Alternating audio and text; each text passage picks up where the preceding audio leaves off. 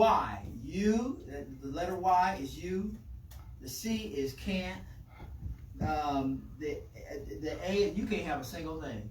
You can't have nothing. The N is nothing. The devil, you can't have my peace. You can't have my wallet. You can't have my health. You can't have my job, my social security. You can't have my family. You can't have nothing. And the way we say that in the catchphrase is UConn. Everybody say UConn. Yeah, you get up in the morning, something go wrong at work, or somebody calls some crazy news. Just say UConn. You're not fussing with the person. You telling the devil, whatever this mess is, you can't have nothing. You can't nothing. You can't have nothing. Feel free to borrow it anytime you want. Anytime you need. UConn. If you want something, just say UConn. Just say UConn. Amen. Because God in control and makes the devil just have to stand back. Now listen, the title of my sermon this 18th day of December, the week before Christmas, is titled, Who Was, you know what? Let me start this way. Greater New Creation Cathedral, just, here we go, in class. Name the disciples. Name the 12 disciples. On the internet, where you're sitting, where you are right now. Name the 12 disciples. Come on. I'm going to give y'all 15 seconds. Name the 12 disciples. That's what I in the sanctuary I can hear people mumbling. I've heard like maybe three. I've heard maybe 3 or 4. Okay, that's kind of what okay, right. Okay, I see fingers going up. Hey, name. Don't just sit there at home in front with your cup of coffee. Name the 12 disciples and see how far you get. Thomas is Thomas is one. Yeah, here they are. Okay, here's my point. Listen. Okay. Good. Listen. The title of my sermon today is, Who was Bartholomew? Everybody say, who was Bartholomew? Who was Bartholomew? I ain't talking about Bart Simpson. No. Bart Simpson. Y'all know that Bart. His name is Bartholomew. Some of y'all didn't know it. Bart Simpson, his name is Bartholomew Simpson. It is Bartholomew Simpson. I'm not talking about that. I'm going to take my scriptural reference from the book of Psalm. Which book did I say, everybody? Psalm. I'm going to go right to chapter 1, young people. And I'm going to read the 3rd verse, and then we're going to dive in headlong with this beautiful sermonic moment of who was Bartholomew. You're going to love this. I know I say that anyway, but y'all are going to love it. This is amazing. So far, I haven't been this point. Psalm 1:3 reads, And he shall be like a tree planted by the rivers of water. Planted by what, everybody? Rivers of water. Y'all sound good out there, Cathedral. That bringeth forth fruit in his season. His leaf also, Elder Patrick, shall not wither. And whatsoever he doeth, Elder Daniel, shall prosper. Mary say, shall prosper. Shall prosper. Whatsoever he or she doeth, shall prosper. All right, be careful now. There you go. A very sentimental sermon on this holiday weekend, 1 week in advance of Christmas. In the next 29 minutes or so, we'll attempt to look a little more closely into the lives of the silent partners. Everybody say silent partners. Silent partners. The quiet one, the loved one, ever content to live in the shadows or the backstage or the background, all the while propelling others forward into the spotlight. The under the hood people. Everybody likes a nice, shiny Cadillac or Lexus, but you do know what makes that thing run, Jacinta, is what's under the hood. That's almost like the silent partner. People walk into showrooms and they don't have engines sitting in the showrooms of car dealerships. Right. That's what makes it work on Pat. What you see when you walk in the showroom driving on them shiny tires, and, that convertible, and that car, the rim, that's what you see. That don't make no car work. Today we're gonna, who was Bartholomew? Okay, so listen. Sir Ernest Shackleton in 1914 was chosen to lead an Antarctic expedition against all odds. Again, Sir Ernest Shackleton was charged by the king to lead an Antarctic expedition against all the ice sheets and all that, but that was his charge to do. But it was actually Captain Frank Worsley who, through his leadership, saved the lives of 27 crew members. Sir Ernest Shackleton was given all the money and the licensure and knighted to do this Antarctic expedition. But when they ran into trouble and the ice sheets began to close in the Antarctic and the ship got stuck and couldn't move through the ice, and all the crew were to perish, it was Captain Frank Worsley who saved all their lives, having them hike with just the food they could eat on their back, with their sled dogs and literally walked the distance to. Now, Ernest Shackleton, who had been knighted by the king and all that, didn't know how to do that, how to lead the men. But the silent partner, Captain Frank Worsley, knew how. He saved the whole crew. Okay, that's too clinical for you. That's too academic. Let's try this. In the NBA, the National Basketball Association, the sixth man is not the one of the 5 starters who come off the bench. You know, you got your 5 starters. Right. Then you have what is known in the NBA, some of you don't know, is the sixth man. Okay, so in that instance, though the sixth man often plays with greater frequency than the others on the reserve on the bench. In other words, all those other men on the bench, they're referred to as reserves, I believe. The sixth man is on the court more often. When one of the 5 starters gets pulled off, the sixth man launches out from that bench. Oftentimes putting up competitive numbers as a natural starter. And oftentimes in games that are critical, this sixth man often can save the game. The difference between a win and a loss. This is the sixth man. Okay, some of you guys aren't in this sports, that doesn't resonate with you. Let me try it this way. Let's bring it a little closer to home. Let's do family, since Elder Patrick and Elder Daniel talked so much about family this morning. Sean, the guardian angel, knew that was going to come up on this Sabbath under who was Bartholomew. So here's family. Now, Nana, everybody say Nana. Nana. Madeline Payne Dunham was 86 years old when she died in Hawaii on November 2nd, 2008. Most of you people watching on the internet and in this great cathedral sanctuary do not know who Madeline Payne Dunham is. Silent partner. Right. We're talking about silent partners here this morning. It was the night before the presidential election, and her grandson would later learn that she died that day. When a friend of mine said to me on election eve 2008, y'all know where this is going. Nana, Madeline Payne Dunham, died that night before the presidential election. The grandma, the next day, her grandson was crowned the first African American president in America. His grandmother died the night before the election. Her grandson and Michelle and the 2 girls, Sasha and Malia, couldn't even get on a plane and go to see. It was the night before the presidential election. A friend called me when the news broke that the president-elect, or whatever they call it, the night before president had just lost his grandmother, who helped raise him, was dead over there in a morgue somewhere in Hawaii, and he could not go. And a friend said, how sad that is. And Elder Daniel, this was my response to the friend who said that. Watch this up, Pat. Nana gently rocked on to sleep in Jesus, knowing what tomorrow held.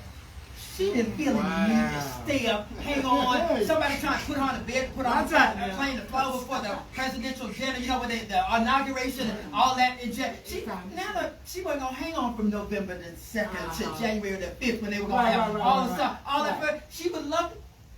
But Nana knew her grandson.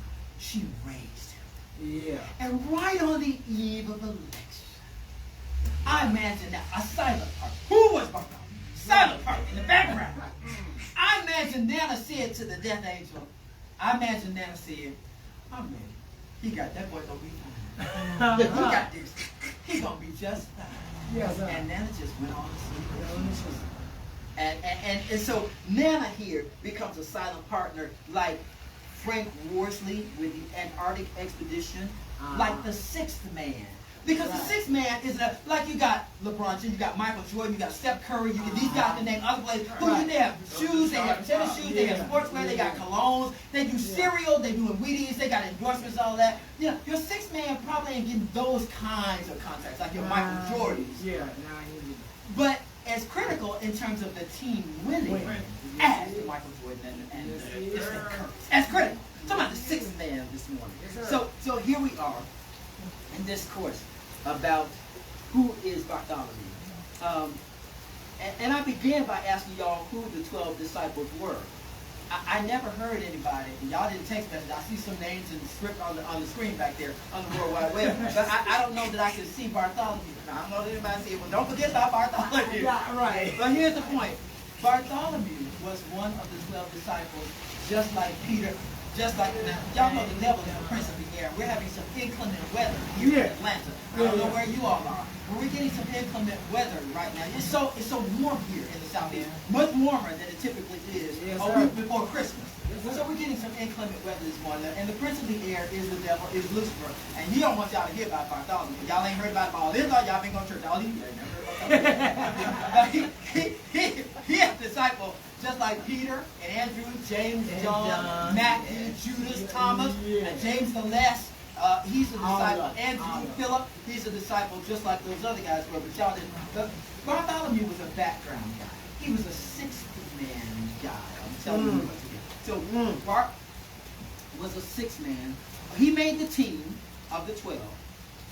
But you really couldn't call him, so far as we can tell from the historical record, you couldn't call Bartholomew one of the starting five. Preach Tony Thompson. Right. Bartholomew was not a headliner.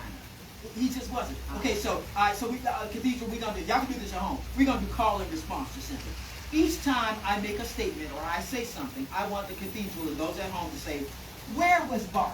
Whatever statement I say, I want y'all to say out loud, where was Bart? Okay, so we're gonna start. We're gonna start now. When Peter walked on water, where was Bart? Now remember, he was one of the 12. This ain't somebody who's just out there in the crowd. And the multitude out on the hillside and to see Jesus and the preaching there. When Peter got out of the boat and walked on the water, where was Bart? Okay. When the rich young ruler walked up to Jesus and said, I've done all these great things. Now what must I do to be saved? And the disciples were with him. Where was Bart? When Jesus walked into the temple because they were dishonoring his father's church, and Jesus began to flip over the chairs and turn over the tables, where was Bart? Y'all wake me down. When Jesus was turning over tables, where was Bartholomew? Let's see. When Andrew said, there is but one little lad on this countryside, watch this essential, with 2 fish and 5 loaves. And Jesus took the 2 fish and 5 loaves and broke them and blessed them. Where was Bart? Oh, listen, I got one more we're going to go on because y'all you're taking too long. We get it. Where was Bart? If you joined us late, we talking about the disciples. Thank you, Pastor. I appreciate you. Thank you for that. Junior elder. Listen. When they were in the Garden of Gethsemane, come on, Pastor. All right. And Jesus was getting ready to die in the morning on Calvary. And Judas snuck off in the night.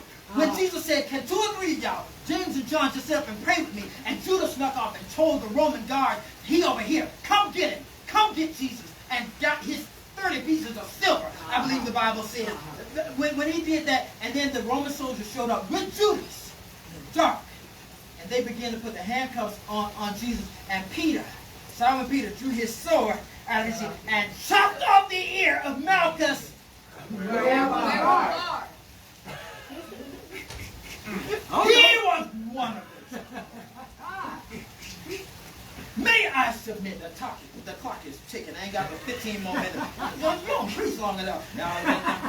We got young people in Sacred. They like a good half hour. Get it set, Pastor. A sermon to be immortal need not be eternal. We're going to hold you to that. Correct. Yes, sir. Listen. Hallelujah. May I suggest that Bartholomew may have been the body language type. This is theoretic. You won't find this in the 66 more. Right. This is all the divine imagination, theological imagination. I imagine that Bart, the disciple, just like Peter and Judas and Andrew and John and Philip and James the Less, those you know, the headline, the starting five. I imagine that Bartholomew may have been one of great skills as it relates to body language, eye contact. And eye contact confidant. What am I saying? When Elder John Scott Patrick and I are at dinner parties, crowded events, or sitting at dinner on Sabbath, and we have many guests there at dinner with us. It's quite customary. We dine here every Sabbath after the worship concludes. You should come to Dinner in the City, 702 Jet Street in Atlanta, 303 2. Elder John Scott Patrick and I have great eye contact, body language communication, as I imagine does Elder Raymond Daniel and Jacinta Mark. They don't have to talk to each other in public. They can nuance, flex, glance, stare, dilate the pupils, and communicate whole paragraphs of critical information without saying. Elder Patrick and I, as brothers, have that. When we're sitting at a party and somebody says something that makes the whole dinner table uncomfortable, or it shows that they are a charlatan, and charlatan is just another word for stupid, If somebody's sitting at the dinner ginger, table, which means if somebody's sitting at the dinner table and they just said something just without he and I talking about it in front of everybody else, he can glance. He can glance at me and communicate. Okay, I'm gonna need for you to redirect this conversation. This is going off the cliff. This is going off the rail. Or somebody can say something that's really offensive to most of the dinner guests. And Elder Patrick can literally just shift his shoulders from where he's sitting, eating. He can shift something as subtle as this. And what he will have communicated with me is, don't go off on so-and-so. It's body language. I set that up to say that Bartholomew, because we just don't, in all of the books of the Bible, the disciples are listed, thank you, they are listed in Matthew, Mark, Luke, and John, and even in the book of Exodus, the disciples are listed. Now, by name, Bartholomew is listed in Acts, Matthew, Mark, and Luke. Don't take my word for it, check your Bible. Bartholomew is listed as a name of the 12. Matthew, Mark, Luke, and Acts. John doesn't even list his name. This is what John does. John, in John 21:2, I believe it is, John said that he listed all those disciples, and then he said, and then two more. One of the two more was Bartholomew. John didn't even put his name in the book. John, Matthew, Mark, and Luke, and in Acts. By the way, St. Luke wrote the book of Acts also. So Luke, Matthew, and Mark included the man's name in the book. John didn't even put the man's name in the book. John listed 10 disciples, he said, and two more. And so, I mean, Bartholomew was man. He was the sixth man. But this is what I imagine I've had. That when the storm rolls, like it has in Atlanta, at 11:30, 11:45 this morning. But the disciples were not safe at 7:02 and that sanctuary on that ark. They were on a fisherman's boat in the middle of the sea. And the sea became tumultuous, and the thunder rolled, and the lightning flashed, and the waves billowed, so they were taking on water. Surely we perish out here. But the master, the tempest is raging. Y'all don't know this song. The storm is tossing high. The winds and the waves shall obey. Y'all don't know. Let me go on. Y'all don't know that song. Peace be still. But y'all don't know. That's too old. That's my head. Y'all don't know that song. Listen. I imagine that when Jesus showed up walking to center on the water in the howling wind and flashing, they could only see him when the lightning flashed. Right. Must be a ghost.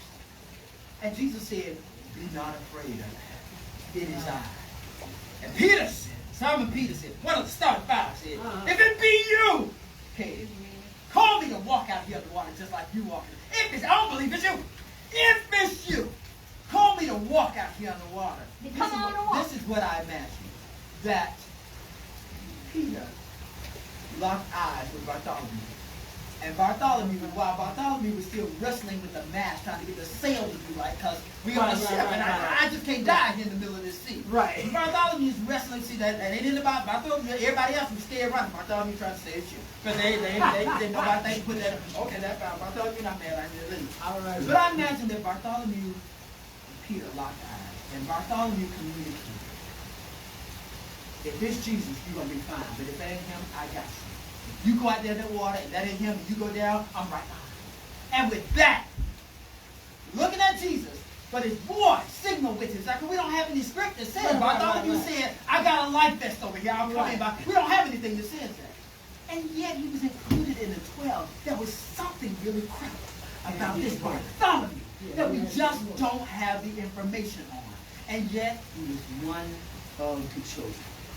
With that signaling in my divine imagination, Peter dove on into the water. You know how that is. Jesus scared him, and he walked on the water and took his eyes off Jesus and sunk a little bit. Jesus pulled him on back up. That takes me to the close of my sermon. Who is Bartholomew? Raymond Daniel, I'm going to say senior, although I don't know that is actual. I don't know that is a categorically true thing, but he goes by the suffix senior. But Raymond Daniel has roots in Carrollton, Georgia, just west of Atlanta. He hails from a large, proud family. Here, like in any other family, things were not always perfect. Raymond Daniel is a churchgoer. He is now. But as a young man, as a young father, he was impetuous for a season. I'm talking about Raymond Daniel. Out of character. He was impetuous, impulsive, sprightly as a young man. A hard worker. I believe he worked in construction for many years. Construction worker. A great man, though a silent partner in this ministry. In that the fruit of his passion has produced this gifted son, Elder Raymond Daniel. I was talking about Raymond Daniel out of Carrollton with a large family who had an adventurous, season as a young black man in the deep south. But the fruit of his passion produced something that birthed a church in a major metropolis. But David said that when we began the sermon, when David said in Psalm, there it is right there. There it is. In Psalm 1 verse 3. I'll read it again for those of you all joining us late. Psalm, just before Proverbs. Y'all know what Psalm is one of the Proverbs. David would be one of the starting five, by the way. That David would not be one of the sixth man. David would. He was starting five. But I'm talking about Raymond Daniel here out of Carrollton, just west of Atlanta. And he shall be like a tree planted by the rivers of water, that bringeth forth his fruit in his season. His leaf also shall not wither, and whatsoever he doeth shall.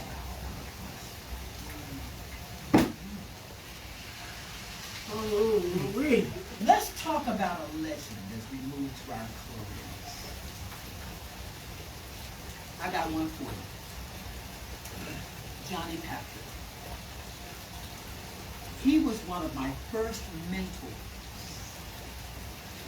So very much of the passion expressed when I move and conduct orchestra or choirs, chamber music, classical music, inspirational, a cappella, gospel, jazz. So much of the passion that people see when they watch me or hear in this audio sphere of music is what I witnessed when Maestro Johnny Patrick would teach, command, and conduct the infamous chapel air, birthed out of Atlanta, Georgia, many decades ago. But as a young man, come stand right here for just a second. When I was this young, okay, go sit down, also on camera, that's Aiden. That's my nephew. When I was this young, sitting in church like Aiden and Kate, come stand by this table so they can see. Come stand by the table. Turn around and look at that camera so we can wave to the people. Wait till the people. Go sit down. Wait till the people. Go sit down. Did you wave? No. I said wave. Come up here and look at the camera and wave. We're in church. There you go. All right. Follow instructions. It's important. That's what happened to Peter. He took his eyes off Jesus, wasn't following the instructions, and almost lost his life. This is a teachable moment. You're going to get it. When the man of God or the son of God tells you to do something, do it right there. It's life. Okay, get back to your sermon. Yeah, get back there. I see y'all seen preachers do that. They children get out of line and church straighten them out. Oh, wait, we got to get home. I might forget. I'm going to straighten you out right here in front of God and everybody. Now, that's good parenting. But anyway, right. Okay, so Johnny Patrick was one of my first mentors. A lot of the passion, if you've ever seen my work or followed my work in music, the audio sphere of art and music, I learned from the maestro, Johnny Patrick. A great teacher. He was so passionate when he would teach the chapelers, having their rehearsals in the sanctuary of our God. And then once again now, Johnny Patrick, the maestro, was not a perfect black man. He had vices, one or two. That said, it should be noted that when his only son grew to manhood, he firmly, and that would be Elder Scotty Patrick sitting right here, when his only son grew to manhood, he firmly attached himself to a musician who both idolized and largely imitates his father. His incredibly brave, extraordinarily talented son, Elder Scott Patrick, is the fruit of his passion. And though Johnny Patrick is going on now, I just think it's noteworthy that his son, Scott, forged himself, branded himself infused himself into the life of someone who really is his father all over again. Temperament, passion, love of music, critical analysis. Yeah, and Johnny Patrick, when he would be teaching, Pat, you remember Elder Patrick, dear Patrick Hub. You remember Elder Patrick. When he would be at rehearsal with the templars, if they didn't sing notes right in the sanctuary, Elder Patrick would use the most colorful night in the sanctuary. I'm not saying that's good. I said the man had vices, just like Ray Daniel out of Carrollton just went to Atlanta. The large proud family. They didn't get it all right. They had a season up. So Elder Patrick the same. None of us are perfect. But Elder Patrick, in his attempt to get them notes right, he didn't let them put a word right there. He let them have it.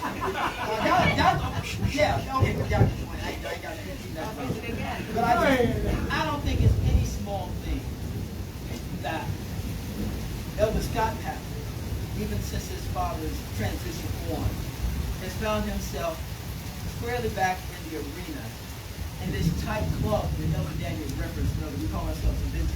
We all have, the names. Like Elder Daniel, y'all don't know, he's Hulk. And Elder Patrick is Iron Man. Okay, we got a Thor sitting. We got Thor in training, and we got what do we have? Spider-Man. We've got the character. I'm Cap, by the way. I didn't appoint myself because I said, well, of course, Peter Pastor, you come. No, who was it? Come on, Dr. Strange.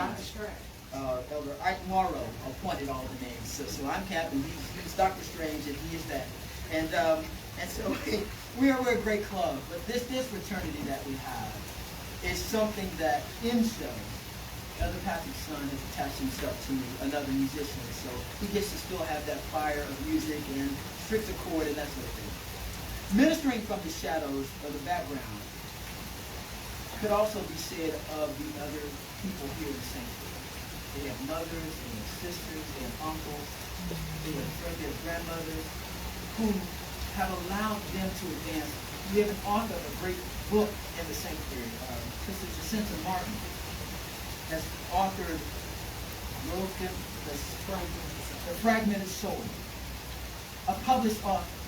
But somebody had to shield her while she, trying to maintain a corporate job, still went on to write and rewrite and edit and re-edit and send drafts and back and forth with publishers and whether we should go with the hardcover and what should the cover be and the forward and all the things that go into publishing like any other New York publishing house. So somebody had to step back to cover a life while she advanced in it. All of us have a Bartholomew. You couldn't be successful without somebody who's watching over while you do your thing. So that the world is better. So that there are fewer fragmented souls. More people are made whole as a result of the witness of both the Jacintas, the starting five, but also the sixth man who stayed in the background. Y'all stay with me. A mother, grandmother, an uncle, somebody who prayed, somebody who watched the kids while you, somebody who helped you out with the homework, somebody who, all of that is what the sixth man does. And we all, with so little that we have in Bartholomew, we have to imagine that was his role, like Nana with Barack Obama. If you say Madeline Dunham out loud in a crowd, that's not going to get me. But she birthed your first African American. Her grandson, 2 generations out. She was in the guy. So much so, and understood that it wasn't important to her to be at the inauguration, but to even stay for 24 more hours just to hear his name declared as the president. Because he's going to be on that sort of thing, that confidence. And background people, the Bartholomew types have that confidence. I think our mandate is to make sure we don't disappoint them in life. They have set it up. Johnny Patrick, Raymond, Lorraine Anthony, your parents, they have set it up for us to succeed. And some have transitioned on knowing full well we're going to be all right. Our mandate moving forward is to make sure that we do not disappoint them. Good. That's good. We're at the end. Listen, 39 years ago, in 1992, Jeff Silvar and Larry Henley wrote And I'm thinking of Lorraine Anthony. I'm thinking of John and Louise Thompson. I'm thinking of Johnny Patrick. I'm thinking of Melissa Thomas, Raymond Daggy.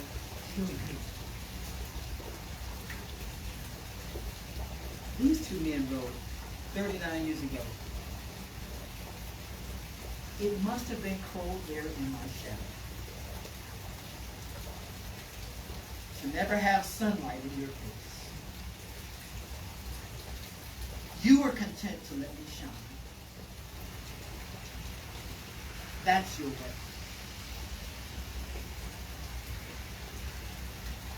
You always walked one step behind. Just set this up. So I was the one with all the glory, while you were the one with all the strength. A beautiful face without a name for so long. A beautiful smile eyes. But do you ever know that you're my hero? And everything I would like to be. I can fly higher than an eagle. For you are the wind beneath my wings. Who was Bartholomew? Not sure. But I can tell you this. None of us will be who we are today or when we are.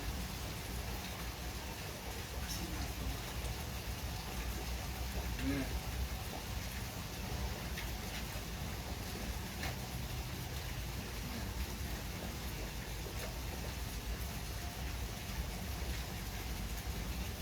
This is a big shout out to all the people we have loved and loved, who were content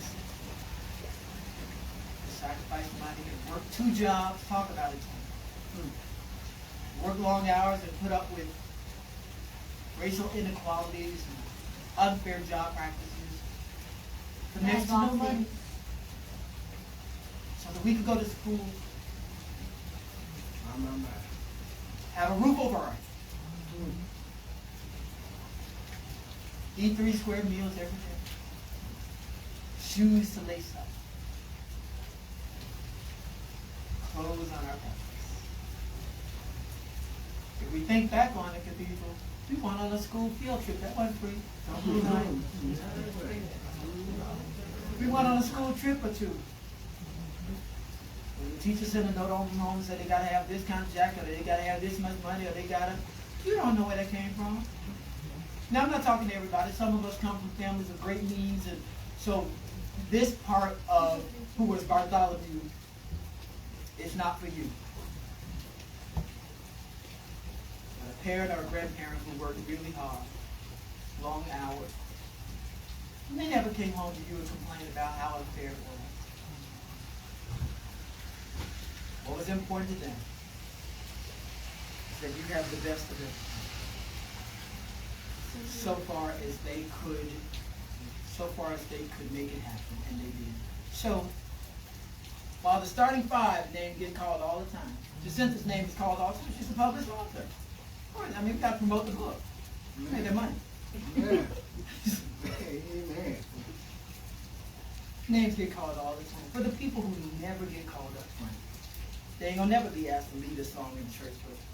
They're never gonna be given a plaque by the pastor or the clerk of the church. They're never gonna be given keys to the city. They're never gonna see their name in print on any AJC or the New York Times or GQ. None of that. For all the people in the background who loves selflessly and works tirelessly so that the team could. This morning at Cathedral, we salute the 6th man, the Bartholomew. Now unto him who is able to keep you from falling and to present you faultless before his presence of his glory with exceeding joy. To the only wise God, our Savior, be glory and majesty, dominion and power, both now, henceforth, and forever. Let Cathedral say, Amen. Put those hands together, you all. Put those hands together and bless them from here. God bless you. Listen, we're going to our tithes and offerings. If you would like to contribute online, you can reach us by contribution at Cash App. It would be the $, Reach T2. Reach, R-E-A-C-H, the letter T as in Tony, and the number 2. Again, Cash App is $, Reach, R-E-A-C-H, the letter T as in Tony, the number 2. That will get you in. We appreciate your contributions and your comments. Keep them coming. God bless. We will see you next Sabbath on Christmas Day. Till then, the Lord bless you. Okay, y'all.